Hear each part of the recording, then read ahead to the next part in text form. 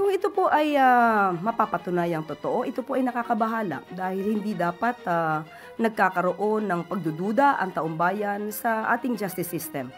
Considering na ito po ang, isa sa pinakamahalagang, ah, ahensya upang maiwasan at, matugunan ang issue about sa korapsyon sa bansa. At, tayo naman po ay nananalig at nagtitiwala sa kakayahan ni Ombudsman na Boying Rimulya.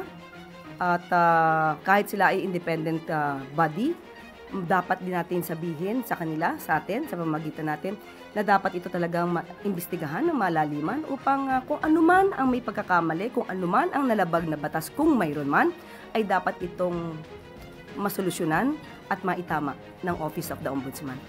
Pero if it's true na secret decision nga po siya, Yusek, do you think valid pa rin yung decision, or at least should the former ombudsman who released the decision be held liable? Depende po sa sitwasyon. Mahirap po kasi mag-speculate ngayon.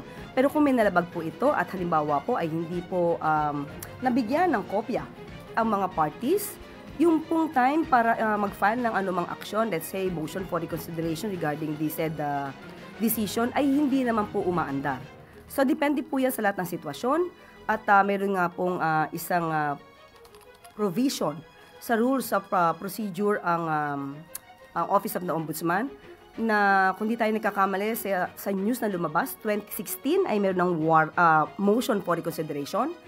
Pero kapag criminal case po ang kaso, ang pag-file po ng motion for reconsideration ay hindi po nagpapahinto para maisampa ang criminal case sa Sandigan Bayan.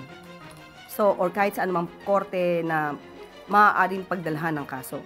So, lumalabas po kung nagkaroon ng motion for reconsideration in 2016, dapat hindi na dapat agad umabot ng 2019 or 2 years para madesisyonan yung motion for reconsideration. Dapat na isampa na ito sa Sandigan Bayan.